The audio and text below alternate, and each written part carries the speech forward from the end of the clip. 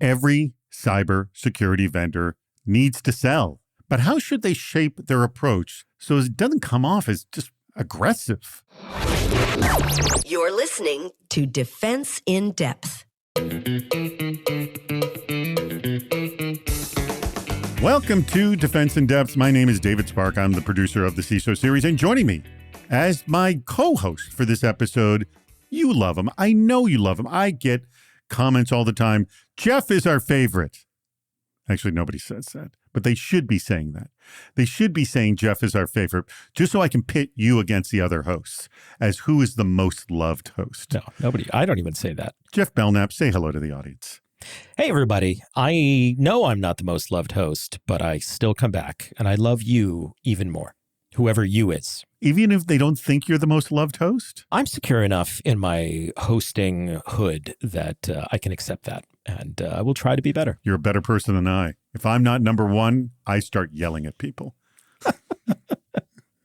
Our sponsor for today's episode, it's Cyera. You know Cyera. Secure your data wherever it lives. Cyera. More about that a little bit later in the show, and they have an awesome event coming up in November. We will talk about that. But first, let's talk about today's topic. This is a topic really goes back to the origins of the CISO series, and that's cybersecurity sales. All right, you can have a great solution, but if you have a pushy sales process, few will ever buy it. Now, Mike Gallardo of Deal outlined his 2-week sales structure on LinkedIn, which involves establishing your value prop, reaching out to prospects on email, phone, and social media the same day, sending 2 cold emails per value prop, making a total of 6 cold calls, and sending a breakup email.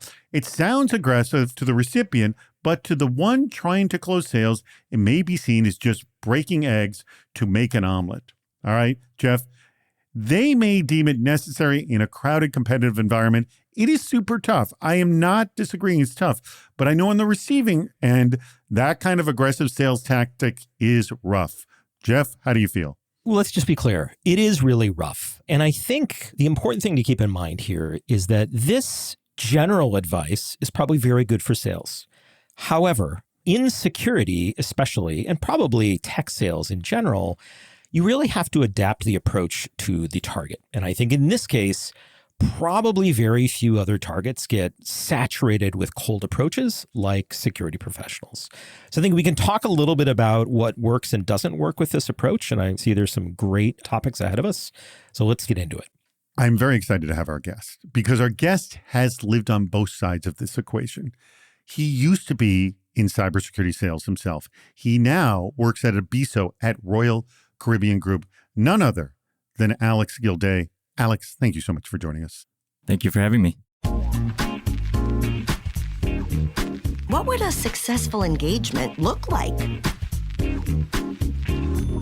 Jonathan Spencer of MBPS said, quote, better off to start a bit lighter in the first days and increase the number of touches toward the end. It's natural for prospective buyers to wait out sales outreach. Lots of sellers already follow the advice above. Potential buyers have been conditioned to ignore outreach in the first 2.5 weeks. And Michelle Hecht of Hi Bob said, quote, I'd A/B test everything and decide what works best for my business. We're playing the long game here. Give without expectations. And Monesh KM of Canoe Elite said, quote, from my personal experience, this might only work if we are successful in creating a personal connection with the engaging party. End quote. All right. A couple of things I want to qualify. One is this post was generally about sales. It was not specifically about cyber sales. And I don't think any of these 3 people I quoted are specifically in cyber sales. I will also reference Neil Saltman's book, which is on Amazon, called Cybersecurity Sales, A Buyer's and Seller's Perspective, where he actually quotes me talking about, heck, it's just a very different industry. Many of the traditional sales tactics don't work in cyber, and you alluded to this at the beginning, Jeff. Yeah, exactly. And I think Michelle and Manesh, if you think about their advice through that lens, that every sales target and every industry is a little bit different. This makes a lot of sense. I certainly do not have a recipe for what is the best way to contact CISOs. I wish I did. I'm sorry, I don't. But if you buy my seminar, habits.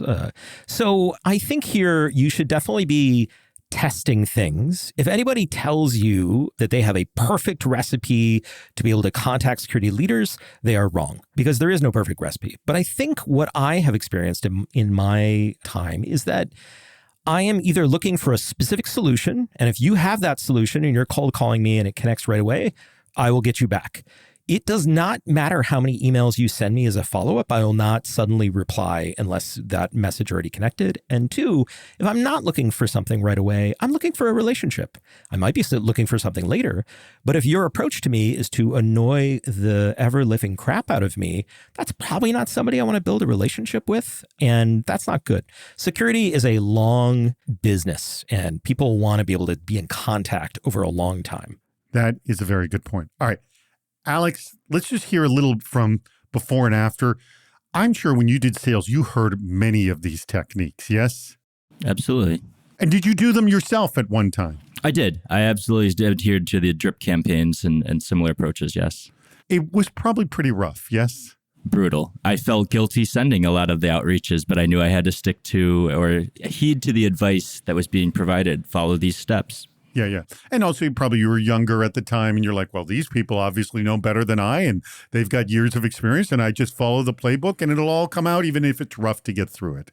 Basically, if you're not selling and you're not following the rules is different than if you're not selling, but you're hitting all the steps that they told you to follow, right? So you are encouraged to stick to the process, the proven process, air quotes, right? All right. So when you moved in, by the way, before you did security sales, did you do any other kinds of sales prior to security sales? Oh, yeah. I think I started literally selling door to door, vacuum cleaners. And I won't name I won't drop the brand, but I mean, that's where I really built my thick skin on rejection is just unsolicited. Oh, people literally slamming doors in your face. Exactly. Yeah. So ignoring emails is nothing. Someone looking at you and saying, no, clunk. Yeah, exactly. So yeah. What was the biggest learning you had making that leap over from essentially any other sales to cyber? You have a technical audience, right? And so they want to be informed and you need to bring value to that conversation as far as showing that you have a solution that can solve their problem, right? That was the main observation I saw a lot of in the consumer space when I was selling other products, non-security, non-technical. You relied more on advertising. So you already had a buyer who they were interested. They were already informed on a set solution, right? So solution of the vacuum cleaner. They've heard the brand. And you know what a vacuum cleaner does. Yeah, exactly. That was the biggest difference. I think security sales, it's kind of like, all right, what do you got? Who are you again? And what do you have here? And then it's a swing and a miss if you don't have the right person in security. If I'm trying to sell EDR, endpoint detection and response, to somebody who's focused on policy, I'm barking up the wrong tree. So you have to evaluate and vet. Do you even have the right person that you're reaching out to and sending, blind cold emails to? Who's losing out there? Jeff Williams of AWS said, quote, I'd have blocked you 3 times by number 5 in your list. By number 9, I would refer you to the FTC for violation of canned spam. Kevin Kaur of ServiceNow, and both of these guys in cybersecurity, good grief. People don't respond to sequences. They respond to genuine outreach built on great research.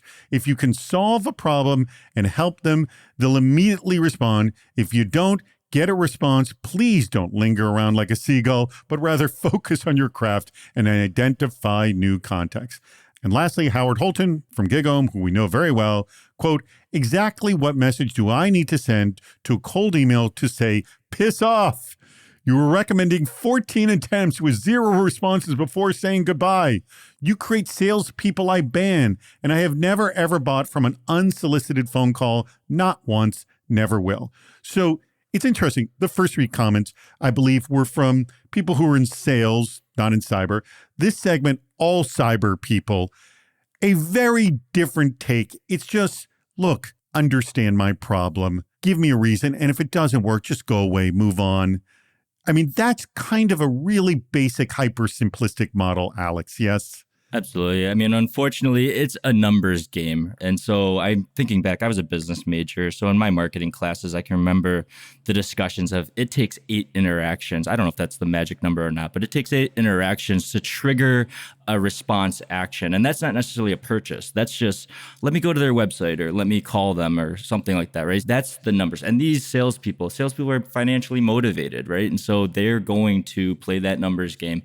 I think that we have a very exhausted audience receiving all of this outreach, but I don't think it'll go away because the data shows that more outreach increases closed deals. Okay. I throw this to you, Jeff. We've talked about this a lot on this show, a lot. And it's a simple answer, but difficult to execute. I think that's really the headline here, isn't it?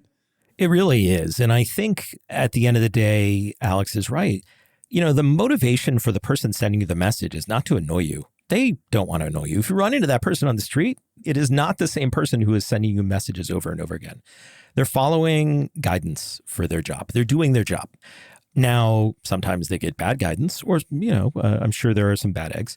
But the reality is they know that this will work. This is like spammers. Why do they keep sending spam? It's ridiculous. Well, because it works. Eventually it gets them to the target.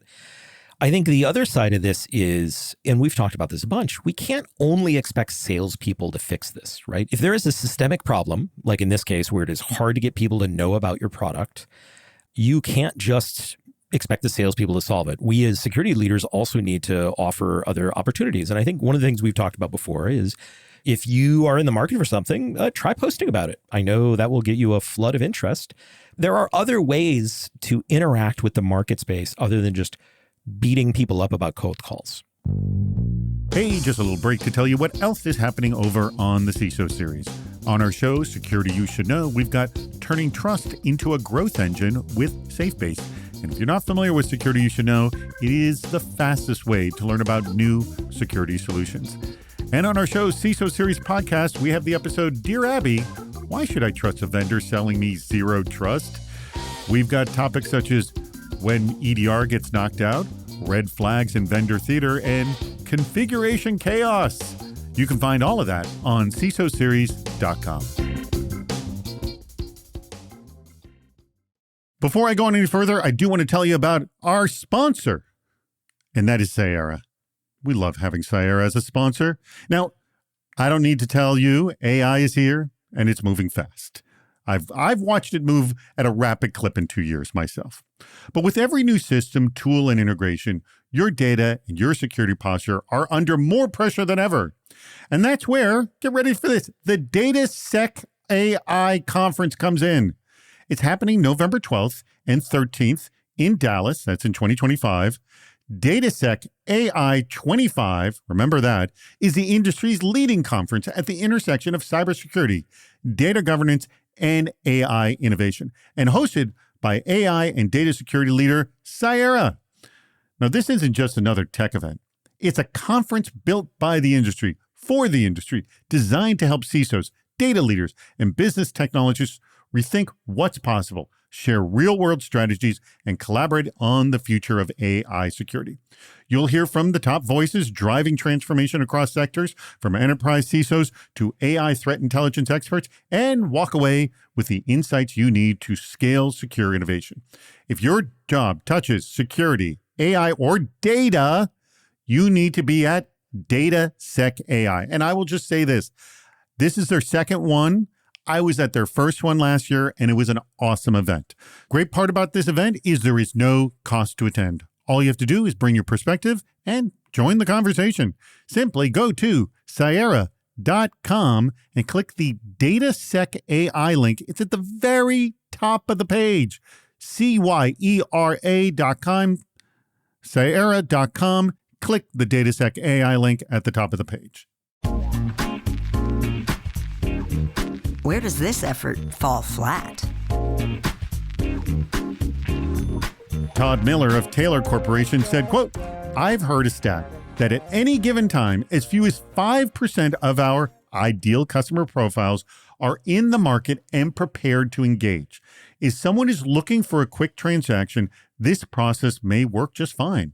Occasionally, the timing may be perfect or lucky. The real question is, are you building relationships for the long term? That is an extremely good point. And Orion McIntyre of Shimmer said, quote, honestly, if you hit me up 50 times in 2 weeks, you are not endearing yourself or your brand to me at all. I would be pretty pissed and actively motivated to never buy from you. This is too much and feels non-consensual. It's certainly not a buyer-centric approach. No response is a clear response. I think both Todd and Orion make their point clear is, look, not everybody's in a buying mode. You're in a constant selling mode. You have to find that. But really, the success comes from the long-term relationships. And if you're green to the market, the answer is start. Yes, Jeff? Absolutely. Yeah. Look, I am not a sales or marketing expert. I do have a business degree. But you are the receiver of sales tactics. I have participated in sales marketing. I am the receiver of a great amount of sales and marketing. And I cannot stress enough Todd's advice. Let me give you some potential advice that's worth everything you're paying for it right now. Which is, by the way, nothing. Just want you to know, it doesn't cost anything to listen to the defense in depth. Just to be clear, nothing. But you're also welcome to Venmo me however much money you'd like. What I would recommend is if you are selling security products, stop cold calling. Now, that's not saying stop reaching out to people who you don't know. I'm saying stop thinking about it as cold calling. Think about it like this. It is your job as somebody who is selling in InfoSec to start to get to know everybody in security. Build your network. Meet people. Don't even look at it from the perspective of like, I don't even have anything to sell. I just want to figure out who are the security leaders in the space and, who reports to what, who's next and up and coming, because the security space is so small. Everybody knows everybody. People move around. And even if you someday move from one company selling a security product to another company selling a security product, you're going to want to use that network to introduce people to your product. And if you build that network and you build those book of relationships, it doesn't matter what you're selling at the time, they will want to have a conversation about you and you will know what's coming. I think that relationship selling is really what works very well in the security space, especially because at any given moment, we're not a buyer for any given thing. All right. I'm going to ask you this question, Alex. It's tagging off of what Jeff just said. And answer it from either when you were in sales or now as you work as a BISO, because I'm sure you're on the receiving end as well. It doesn't always happen direct. Sometimes you hear it from a trusted source. Oh, I've got a relationship good this, or I met this person at the event. Like, how often does the information come to you indirectly rather than a direct pitch, whether you were selling or buying on either end, or a potential buyer for that matter? Does it happen often? I don't think it happens often, but I do know that if somebody that I trust endorses a vendor, and by bringing it to my attention, that's what I'm deeming as the term endorses, I already am trusting the product or the service, right? So if Jeff comes to me and says, hey, Alex, I want to talk about this really cool thing that I just saw, I'm automatically more engaged and interested because I know and trust Jeff. He wouldn't bring just smoke to me, right? It's something that he felt compelled to bring this to me. And by the way, we hear the CISOs, BISOs, they listen to other CISOs and BISOs. Of course, yes. Yeah. I don't know how, I can't answer the question is how the frequency and how often quantify that, right? But I do know the impact of when it does happen, it is a better success. I guess it's answering in the same way because it's coming from not a direct source being the salesperson.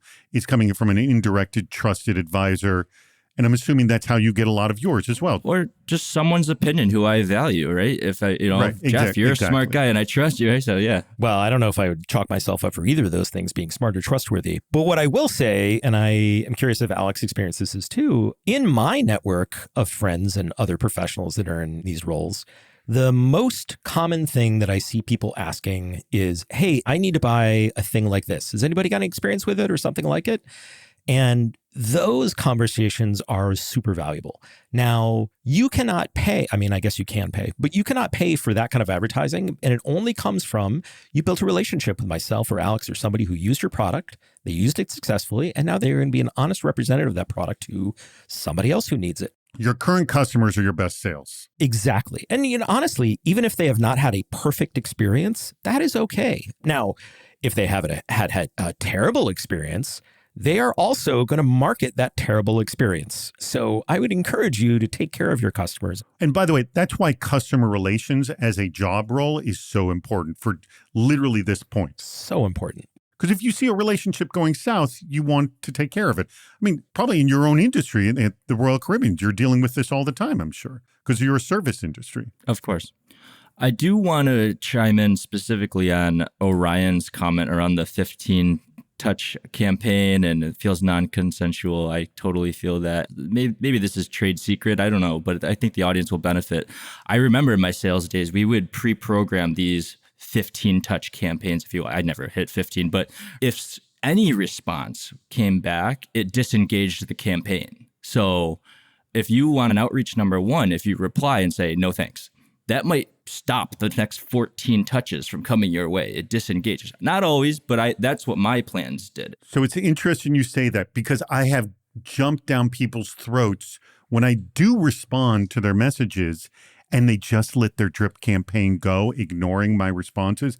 And that is infuriating. Oh, no. Infuriating. Yeah, that is. And I, as a professional courtesy, because I'm a recovering sales professional, right? I politely do articulate and say, I have no interest at this time in personally exploring this further. Please suppress any further outreach for at least 90 days. If you're working with a decent human being, they disengage you, they put a note on their file, and they leave you alone for 90 days. If they're terrible, they will come back tomorrow and just keep doing what they're doing, hoping that numbers work in their favor. But I find that professional to professional, it's helpful for me, just slimming down my inbox volume that's coming in. What else are we missing? Daniel Ibarra of KCV Capital said, quote, interesting that everyone hates to be sold, but everyone has to sell. Cold calling is a fact of life. You can't rely on just word of mouth or referrals. For some, you can actually. Yeah. That's my comment. Until you have perfect information on your products, current vendor, other prospects, budget to buy something new, you have to do some level of outreach. Okay. So there are people that argue that cold calling is inevitable. And I should also mention, and I've seen this before, for every CISO that's complaining about cold calling or any security professional complains about cold calling, people say, why don't you look in your own backyard? I bet you your company is cold calling people for their customers too. So it's probably happening within your own 4 walls as well. Jeff? There is cold calling and then there's cold calling. All right, say no more. We're wrapping it up. Go ahead. Yeah. I think there's cold calling where you're specifically trying to make it a transactional engagement of like, please call me back so we can set up a meeting so I can get my numbers done or so I can buy this thing. I have a widget to sell. And then there's cold calling that's like, hey, I'm Jane or John Doe and I'm in this space and I would love to connect with you at some point, build a relationship, whatever your approach is there. That's just like, hey, would love to talk to you at some point about whatever. There is a better approach when it's, I just want to connect with you. Let me know when it's convenient. That'd be great. And then there's also, what Alex referenced, which is like, just back off. If I respond and I tell you to back off, you're going to have to respect it.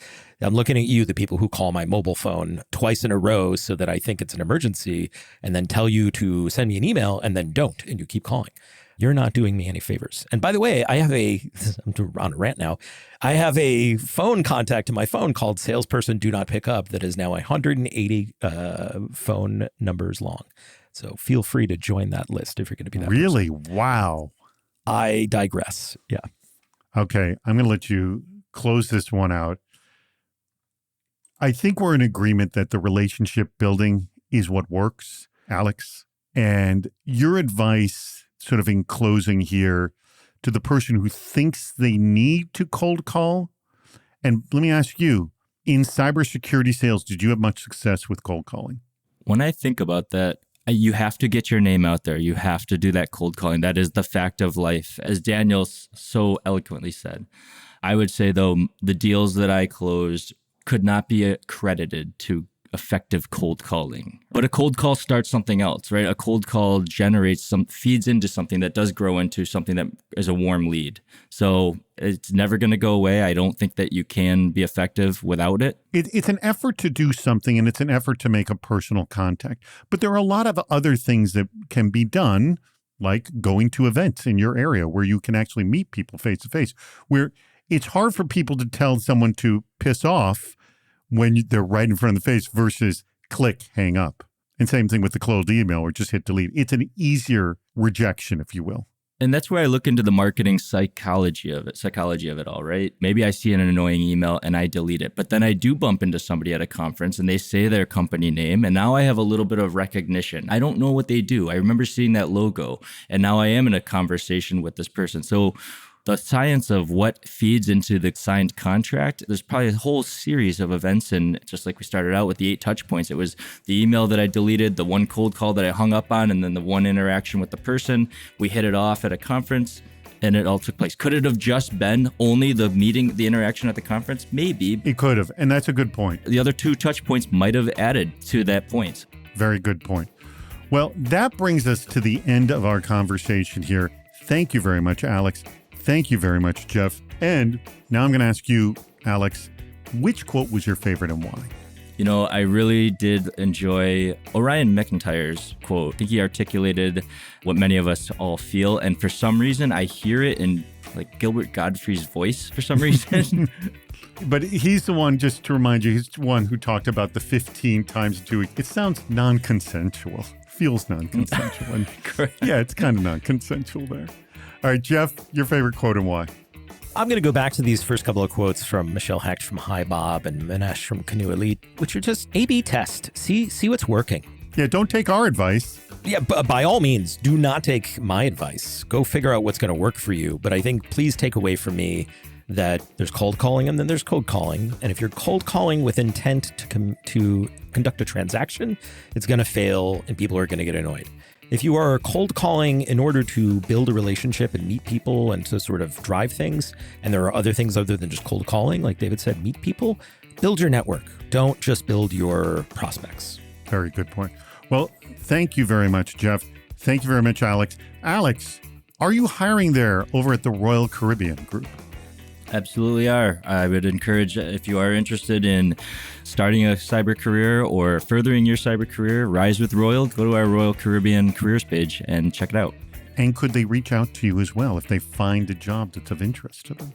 Anytime. I'm available over LinkedIn. Happy to talk with anyone. We will have a link to his LinkedIn profile for the blog post for this very episode. Or message me and I'll give you his personal cell phone number. It'll be great. Thank you very much, Alex. Thank you very much, Jeff. And more importantly, thank you to our sponsor, that's Cyera, and their DataSec AI conference that is coming up this November, 2025. Remember, go to Cyera.com, spelled Cyera.com, and click the DataSec AI link at the very top of the page. Thank you again. As always, we greatly appreciate your contributions and listening to Defense in Depth. We've reached the end of Defense in Depth. Make sure to subscribe so you don't miss yet another hot topic in cybersecurity.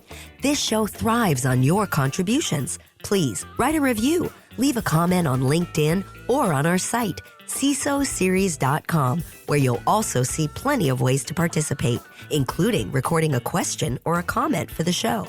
If you're interested in sponsoring the podcast, contact David Spark directly at david@CISOseries.com.